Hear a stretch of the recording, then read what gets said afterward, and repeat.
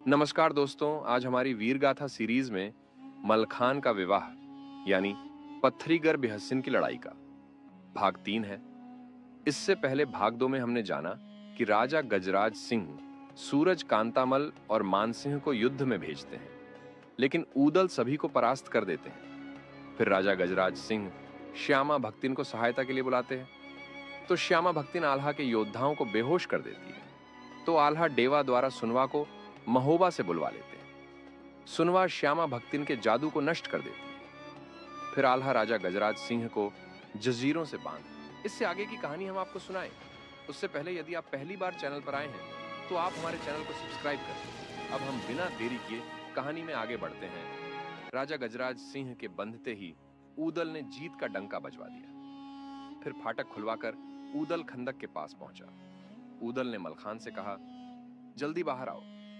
मलखान ने कहा, मेरे शरीर में भारी घाव लगे हैं, लोहे की जंजीरों में कसा हुआ हूं। ऊदल ने फिर कहा, अरे भैया, तुम पुष्य नक्षत्र में पैदा हुए हो। बृहस्पति 12वें घर में है। 100 हाथियों का बल तुम में है। काल की शंका नहीं उठो और बाहर आ जाओ।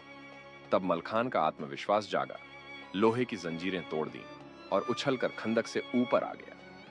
राजा ने विनय की लड़कों को खोल दो, मैं अभी भांवर डलवा देता हूं।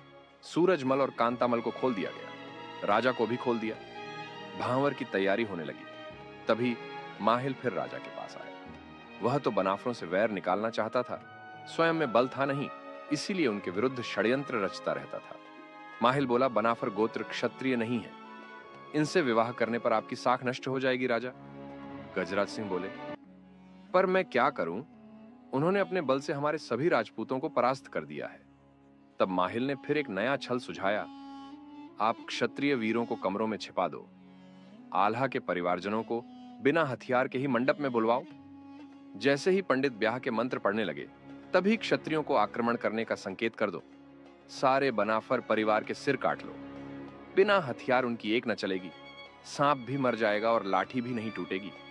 कठिन परिस्थितियों में व्यक्ति की अपनी बुद्धि काम नहीं करती। वह दूसरों की गलत सलाह को भी सही मान लेता है। अपनी पुत्री से अधिक झूठी शान को महत्व देना उचित नहीं था, पर वह विवेक खो बैठा था। राजा गजराज सिंह ने माहिल के परामर्श का पूरी तरह पालन किया। सूरज को भेजकर वर के परिवारीजनों को बुला लिया।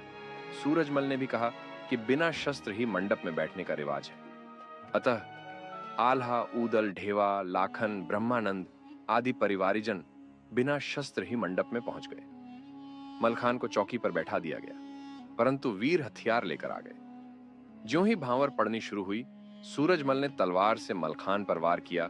आल्हा ने अपनी ढाल से रोक लिया। दूसरी भांवर पर कांतामल ने तलवार खींच ली तो ऊदल ने ढाल अड्डा दी। तीसरी बार मानसिंह ने तेग चलाई तो ढेवा ने रोक ली। फिर तो क्षत्रिय कमरों से निकल आए, जोरदार तलवारें चली। मंडप में रक्त की धार बह निकली। तब ऊदल ने कहा, आल्हा बंधु, तुरंत ही शेष 4 भांवर डलवा लो। आल्हा के आदेश पर भांवर पूरी कर ली गई। सूरज और कांतामल को बांध लिया गया। तब गजराज बोले, महोबा वाले वीर हैं, आप अब जरा ठहरें, मैं बेटी विदा करने की तैयारी करता हूं, राजा को सलाह देने। माहिला फिर वहां पहुंच गया और सलाह दी कि भात खाने को बुलवा लो और भात में विष मिला दो, अपने आप मर जाएंगे। गजराज सिंह ने आल्हा से प्रार्थना की, अब भात खाकर ही आप विदा होंगे। आल्हा ने स्वीकार कर लिया।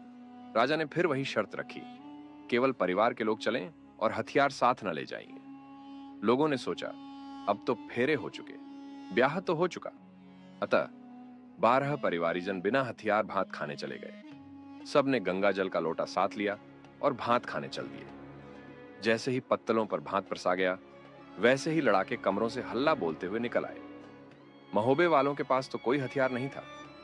सबने लौटे को ही शस्त्र बना लिया।